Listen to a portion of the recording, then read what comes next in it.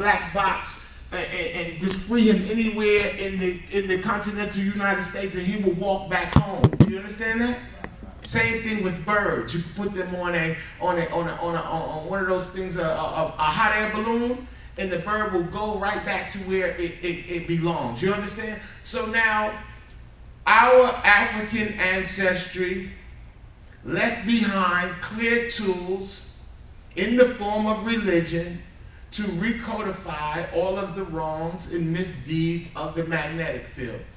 One of the most major things, and shout out to the brothers and sisters who made awesome food today. Give them a warm black hand too. Now I'm not no hypocrite. I used to be a vegan. I used to be terrible when I was a vegan. People didn't like me because I used to be self-righteous. I was an ethical vegan. So I would blame all your problems on the fact that you eat chicken wings. You tell me you got something going on in your life, I'll be like, yo, you just ate some chicken? And they'd be like, yeah. I'd be like, that's why. You know what I'm saying? You know what I mean? So then when I changed my approach of because there ain't no such thing as vegans in Africa. You hear me? You go over there and you tell them you a vegan, they're going to say you a poor or lazy hunter. You hear me? Okay, the ethical thing. Now we are here geographically, eating meat will undermine what? We always talk about, if I eat the meat, it's going to do what? It's going to turn me into what? I'm going to be a this, I'm going to be a that. It's about the magnetic field. Remember that. So why do the Maasai, why do your African ancestors to this very day, why do they drink a brew that has blood in it? It's more than a custom. It's a cultural, scientific underpinning. They are maintaining the magnetic field. I bet you if we all drank beer with blood in it, we would be on the same page. Wouldn't we? Same way with a woman who breastfeeds multiple children. They also have women who will, if the mother, in polygamous relationships, if the other woman will lactate as well, and the child will have both. Did you ever see this movie called Babies before we get to our point? It's a movie with no words in it. It's called Babies. You should see it. It's a wonderful film that follows the living narrative of a child born in 4 different locations in the world. Which baby you think spoke first, walked first, and everything? It was our baby from from the continent, because the baby had multiple mothers. You see, and a social construct dealing with overtly with culture in the front, right? So we are all melanated and hued. But then when we begin to ask each other where we're from, we start looking at our own gradations. We start looking at our own differences. And we start surmising what we think who we are in contradistinction to that. You see? So now this African American experience is profound, because you were manufactured, African American, a part of a commercial construct. It's very interesting that you are still here existing with pride. You understand? Why is it that, and I'm not complaining, let me tell you, it's harder to talk to 2 people than it is a whole room full of people. A room full of people, all you need is one person to go like this and it's contagious. Everybody be like, yeah, he's dead right, he's smart, right? But 2 people, it's hard to trick 2 people. You understand what I'm saying? So I said, let me redirect this conversation and actually show people the natural progression of how it is that an idea becomes a brother Rashid, a brother this, a brother that, coming to teach and speak. This is an old idea that my mother had, and she didn't know that they was going to have crack cocaine. She didn't know that hip-hop would be pimped out. You know, she didn't know that we would be officially being sacrificed on CNN and YouTube every single day. She didn't know none of that. But she did know that these ideas, they grow like seeds and they germinate and they become significant things. So here it is, you're talking to somebody, even though, yeah, I had beginnings that were steeped in consciousness. I went through several things in my African-American diasporic experience. So I've seen personally what we're talking about right now. First of all, we're talking about mental health. because teaching has allowed me the mental health to not have to revisit the penitentiary. So people always like to talk about who they are, but people don't really be showing people who they are.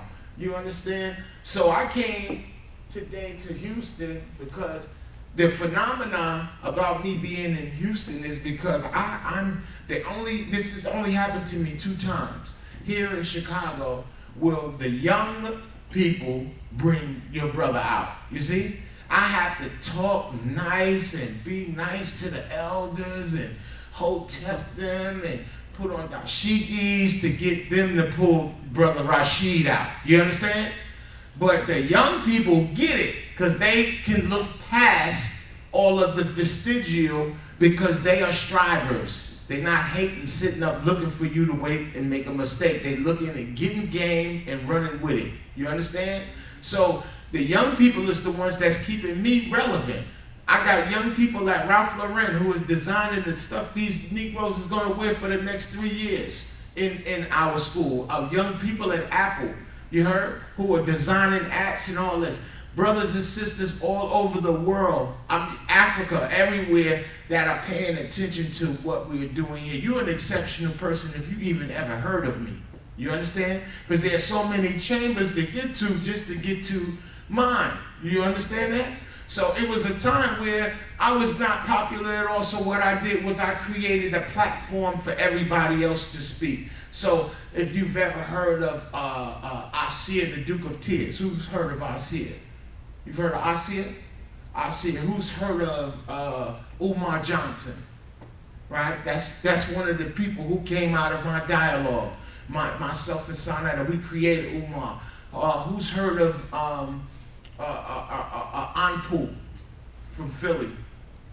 He's another one that comes out of our dialogue. So True Master, you know True Master, yes? Okay, from the Wu-Tang. So we have here, I brought a lot of ephemera and pictures and things that I encourage people to. You're more than welcome at the break or at any time to look through and see, because it's very important that you touch them. But the things that educated me and got me this far are these papers which are reminiscent, and they are also for sale. And the reason why I'm telling you that they are for sale, and I'm being totally honest with y'all, right? There is a movement presently burgeoning that nobody is talking about, that white folks is involved with heavily on the East Coast, involving African American ephemera as it falls into what is called Americana, right? The most expensive and significant, relevant historical experiences is in all of mommy, grandma, and great-grandma old magazines that y'all be talking about. As soon as she die, y'all can't wait to throw all her stuff away. You throwing away a museum and you throwing away valuable things. I'm talking about the stuff you would never, hot combs. You remember the ones that would go right on the goddamn on the stove? Before the perms came out, the hot comb, you remember them? The ones that took out all of ears, right? It's an African American experience. Therefore, it's relevant, it's credible, and it's real. It's the idea of it still existing in the dialogue that can be curated out of it is of value. You understand?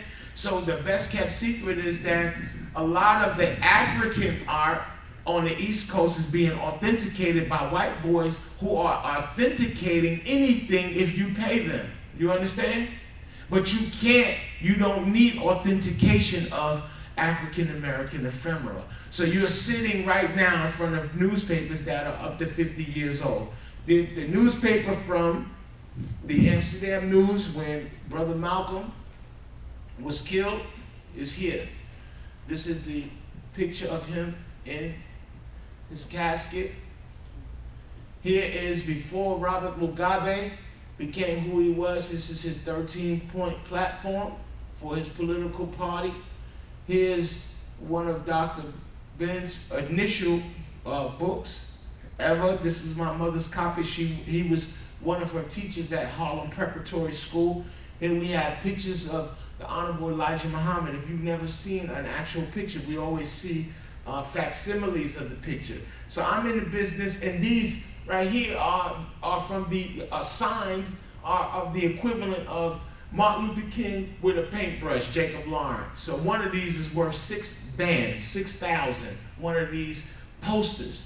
Now, I'm in the business of venerating the African American experience because I know how much it's worth. I know the white boy know how much it's worth. Everybody know how much it's worth except for us. You see? So I'm in the business of creating a new dialogue where we can appreciate the wealth of, and appreciate not just in feeling and sentiment, appreciate the wealth in our monetary construct. We always talk about money in abundance, and people always will posture themselves as being someone that has all the answers, and they'll ask you for your bread, but I'm going to ask you for some money because I got collateral. I got things that are of wealth that will appreciate with wealth. You remember in the film, the man instructed the young man not to invest in butter, but in guns, correct? So now, what happens when I tell you of the stories of the privatized people who get money from all over the world and from different racial organizations to accumulate all of your African American ephemera, all of your Jet magazines and all of your books and all of your experiences and burn it? Huh? Because you know, black man, you finna be a wax feature in the wax museum. This is how they're posturing the future. You're just gonna be an engram. They got enough of the hits on the computer to figure out the mechanics of the post-slave anyway. They could just create facsimiles of you. You heard? An operating system that can be, this is the black man. You want a black man? Go buy the game and put it in your Wii and in your Xbox. And you can be, I bet you as white boys all over the world who find a game and endure themselves as either women or as the black character inside the game. You heard? To simulate your experience of originality. So there's something that we live in is called time, and the things that we do, how do you find permanence in time? How do you find relevance and permanence in time when time is an unfolding phenomenon?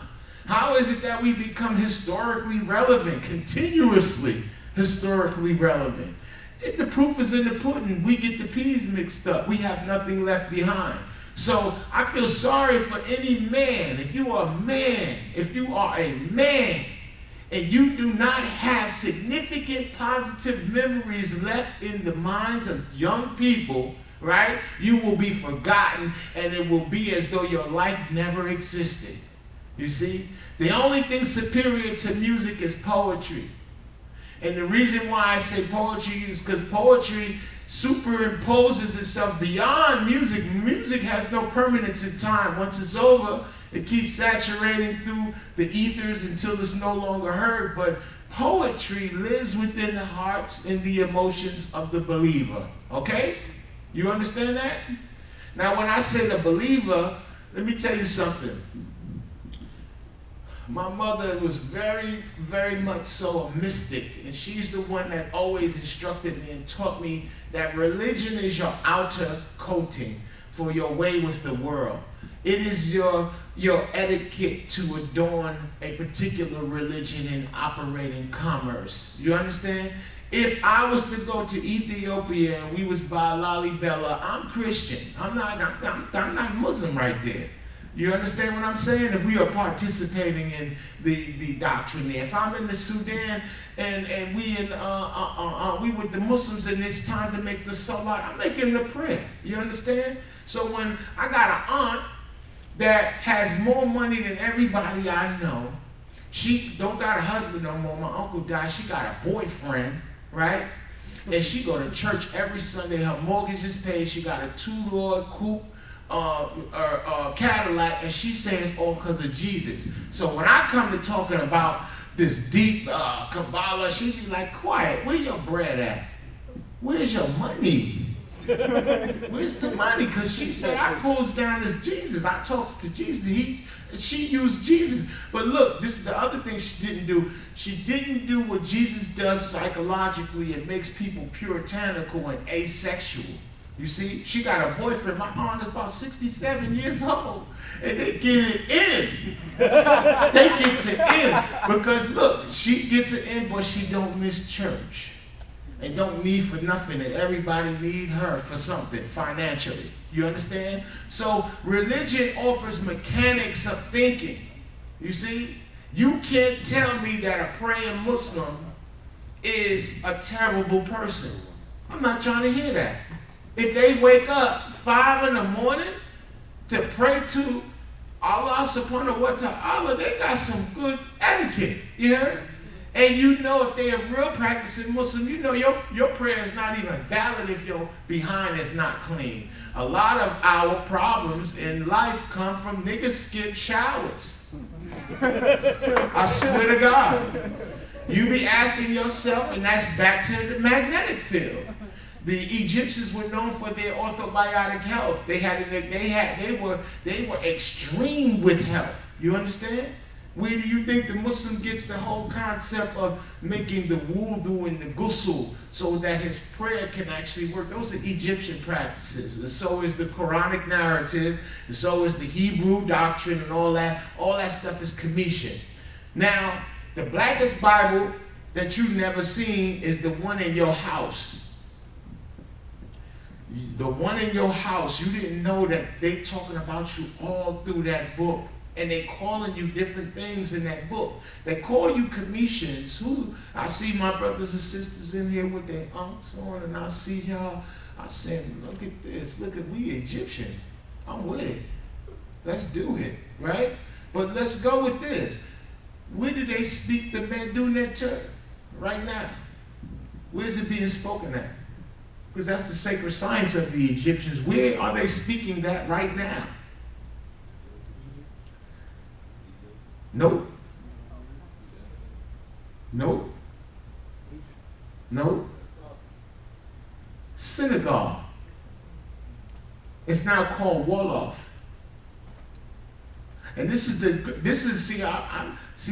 I read. Everybody heard about Adam Van Sertima. Everybody heard about Sheikh Anta Diop. But did you read the journals? Those are valuable. Wherever you can find any of the journals composed by Ivan Van Sertima with all of the entries from all of the great speakers, get them. That's enough. That would take so much of the argument out of all of these YouTube conversations. The Egyptian language is in the custody of West Africans who are Islamic and magical. Ain't no magic bigger, ain't no religion bigger than Congo magic. And then everything fluctuates out of that. The reason why they can't play with Cuba is magic. Okay? When I was in Northern California, I was on a hemp farm working, owned by East Indians from Kashmir, India. Muslims. But they had juju. They had shrines in juju with $2 bills on the juju like grandma and them.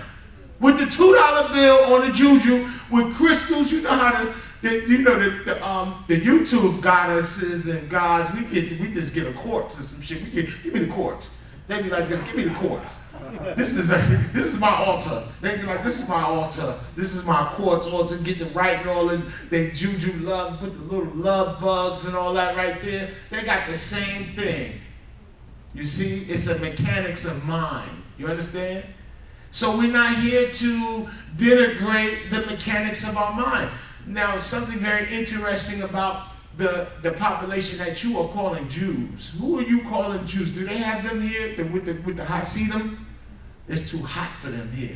They can't deal with it. They would be done fell out. I promise.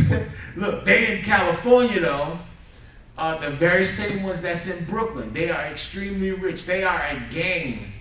The Lubavitchers and I forgot the name of the other ones, but they follow Kabbalah. You call in Judaism, and who's the Hebrew Israelite in here? Okay, the Hebrew Israelites, I'm from New York. I'm from Brooklyn, New York. I remember the inception. I'm not going to denigrate or destroy, speak negatively about black men who are doing the diasporic experience. It comes from a strand of a post-slave experience where the black man, the only thing that you could do, brother, was be a preacher. In some instances, it had to be a preacher supervised by a white man. How could you feed your family unless you become a charlatan? Y'all gonna sit there and be hungry?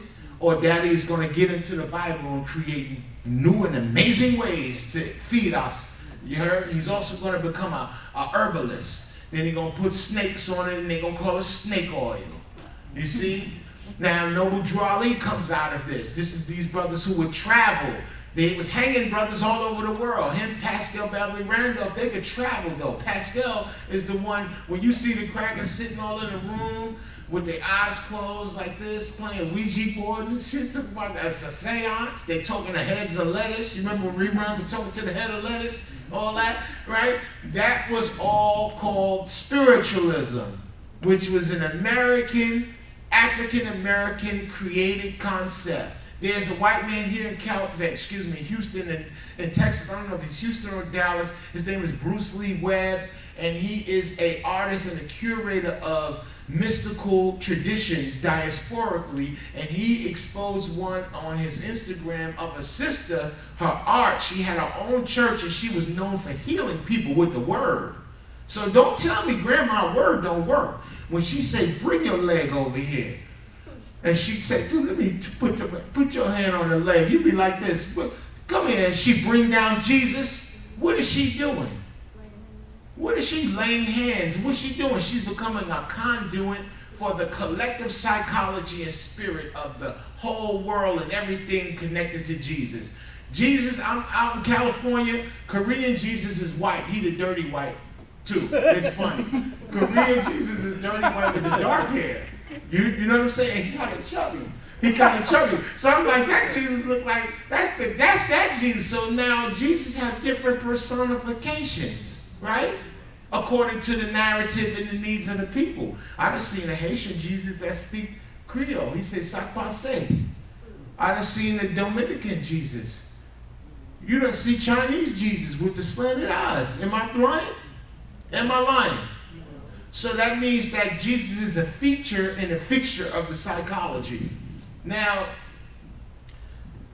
interesting thing about Jesus is we need a Jesus.